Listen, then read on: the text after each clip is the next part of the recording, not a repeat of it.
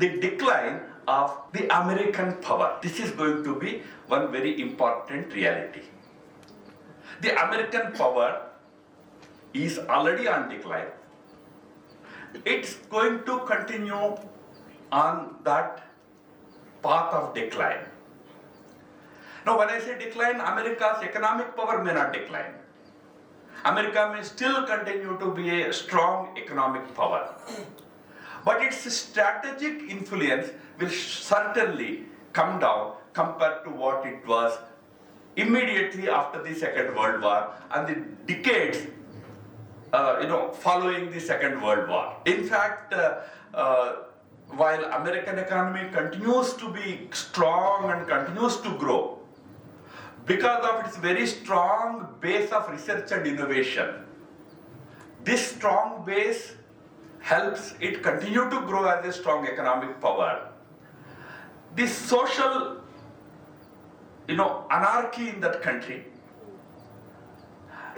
coupled with political instability, is leading to gradual receding of its global footprint, global influence. A situation may come 5 to 10 years from now when you will find utter anarchy, utter violence in America. Maybe a right-wing dictator like Donald Trump might become like Xi Jinping. So a very uncertain political future awaits America. So this is going to be one very important reality. When I mention these things, you must always look up to those issues from a very Indian prism. Okay, if America is declining, what should India think? But this is one reality that we must not ignore or overlook. The second will be, as the elephant in the room, we all know, the rise of China. That is also an inevitability. Don't go by the Western media which says, no, China is collapsing, there is a lot of opposition to Xi Jinping, there is a lot of internal turmoil. In fact, I myself have got one very hardcore China researcher in my think tank who claims that there is a huge revolt happening in Chinese army. But this is all armchair analysis. Remember, China is rising. China is a very strong economic power. IMF projections say that by 2028, China will be the world's largest economy. By 2028, it will exceed USA also. Now you can't say that, no, why should we believe IMF projections? But do you believe IMF projections when it comes to India, when it says that India's economy will be $5 trillion? No, I believe only about India, not about China. You can't say that.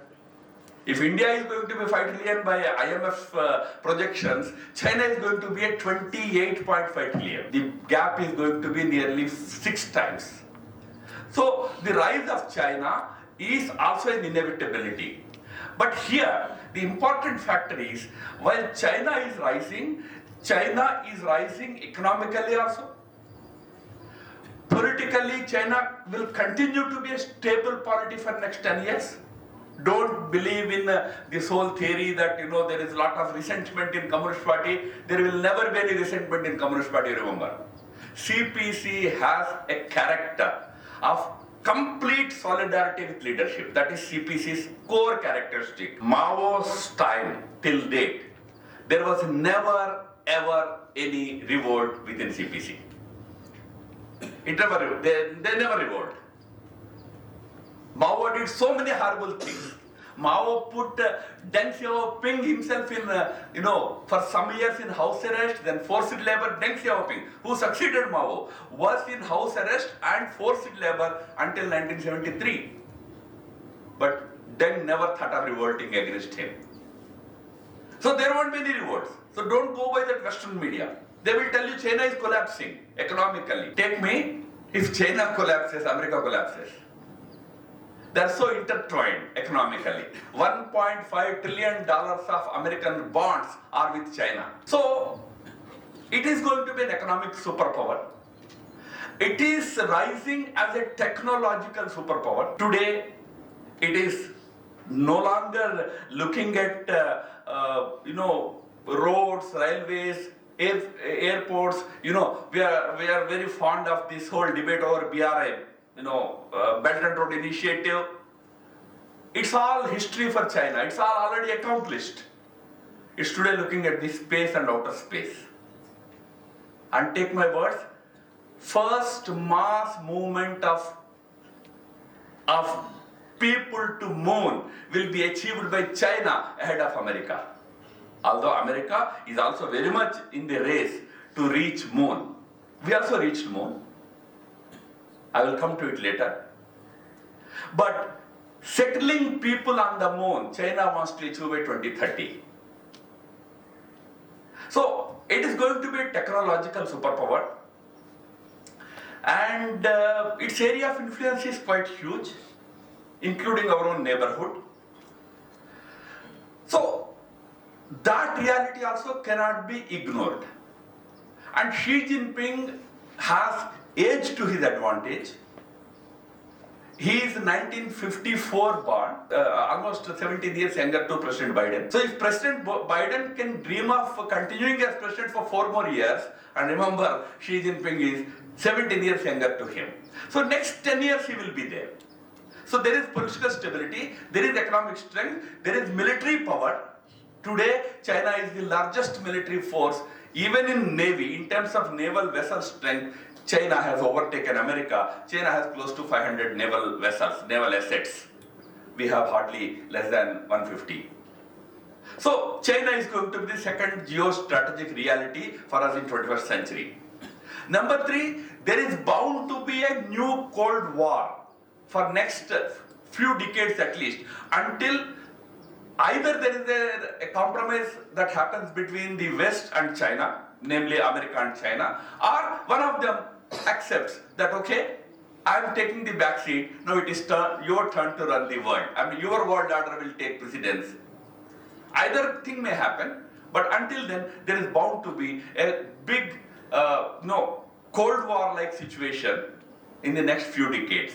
Some may contest this argument. Some may say that no, there won't be any third Cold War. Over. Only second Cold War. We already had one. That's over. Some may argue. Some will be very idealistic. Some will be very optimists.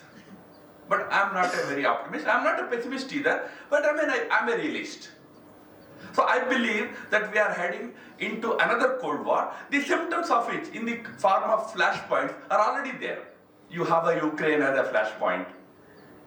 Today, if Russia is able to withstand the might of NATO, it's also because of the backing of China. And today, the clash that is happening in Hamas, Israel, and Gaza is not still out of bounds. It's still limited to that region, but it has the potential to blow over and start affecting other countries. And then you have the South China Sea dispute between China and many countries like Indonesia, Malaysia, Vietnam. Possible flashpoints. Between China and Japan, the East China Sea dispute over the islands there, Senkaku Islands and all. And the most important flashpoint of Taiwan, the Taiwan Straits clash. Then you have other minor flashpoints. What will happen in Afghanistan, Pakistan? What will happen in the in our own neighborhood, India and China, and the rising nuclearization of the world? Today, there was a time when we recognized 4 or 5 countries as nuclear powers. Today, not less than 10 countries are nuclear powers. More aspire to become nuclear powers. Even South Korea wants to become a nuclear power today, out of the fear for North Korean nuclear capabilities. So we are heading to a very interesting but very dangerous new Cold War period. That's number 3. Number 4, there is an inevitable rise of middle powers. Smaller countries, and also what some of us here and from the international relations scholars as minilaterals. The rise of minilaterals and rise of small powers as the medium powers. Middle level powers is also a very interesting reality. These middle level powers, you may say, what can they do when two big powers are fighting? No. Earlier, there was a time when Deng Xiaoping used to say that when two big elephants fight, the grass underneath will be crushed. But these countries no longer are grass underneath, they are the thorns underneath. They can scare away these elephants, big elephants. And we are a middle power today. We are like that. That is why we say today's world is multipolar. There are many poles today. So I can give you the names of India, Japan, ASEAN as a group, Brazil, African Union as a group, European Union, GCC group of countries, Gulf Cooperation Council, 7-8 countries which are together today, CIS countries, erstwhile Soviet Republic countries, and today the so-called Islamic axis, Pakistan, Iran, Turkey, this axis, including countries in between under Turkish influence and Iranian influence, like some of the North Africans and some of these countries like Syria, Libya, this axis might emerge as a power block. So we are going to witness the rise of middle powers. This is the fourth reality. The fifth reality when it comes to geopolitics of the world is the decline of the global multilateral institutions and growing importance of these minilaterals. Today nobody listens to UN. Nobody even bothers about UN Security Council. They only have become talking shops.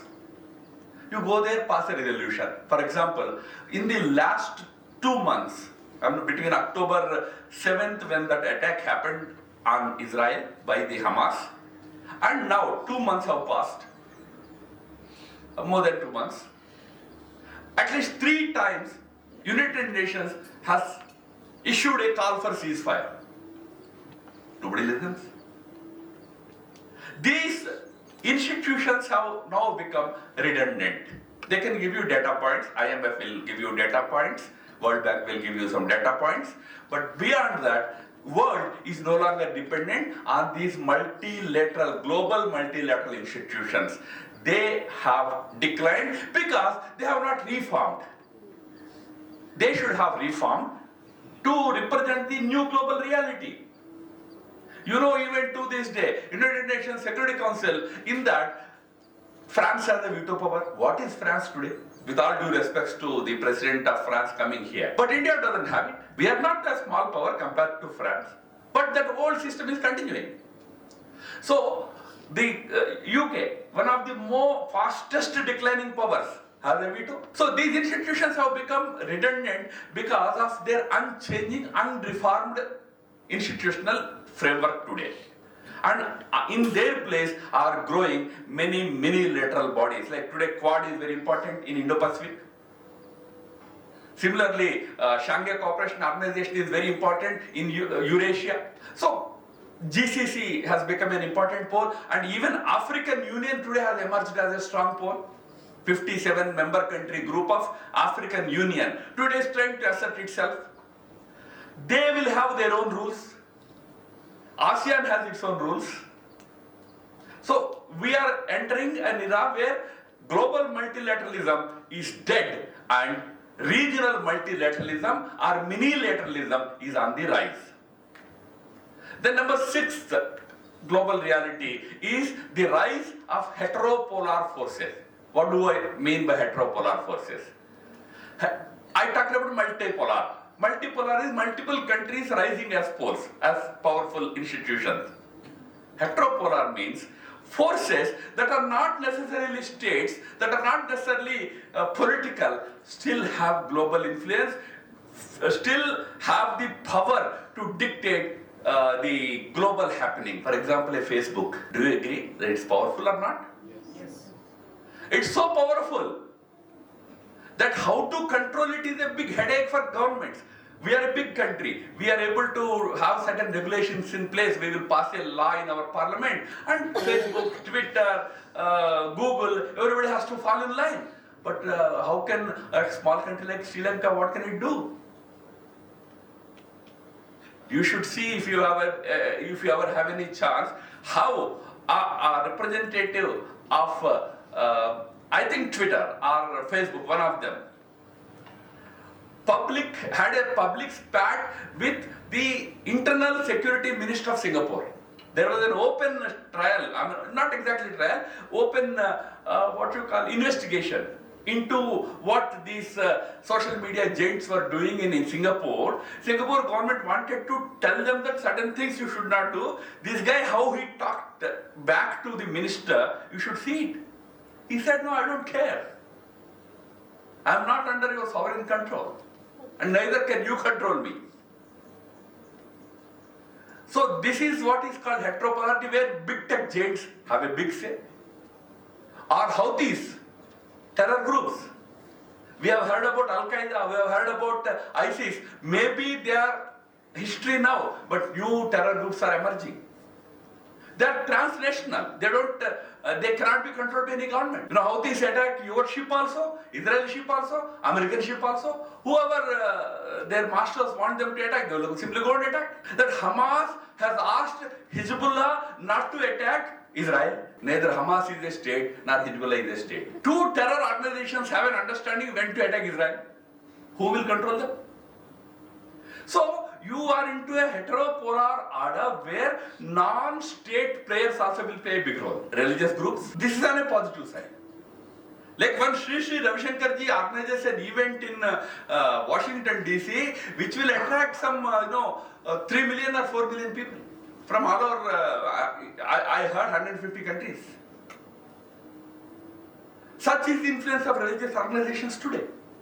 So, religious organizations to big tech companies, to social media giants, to terror organizations, you are having multiple forces for the states to tackle. You cannot just deal with the American government. It also has to deal separately with Google, separately with Facebook, separately with Elon Musk.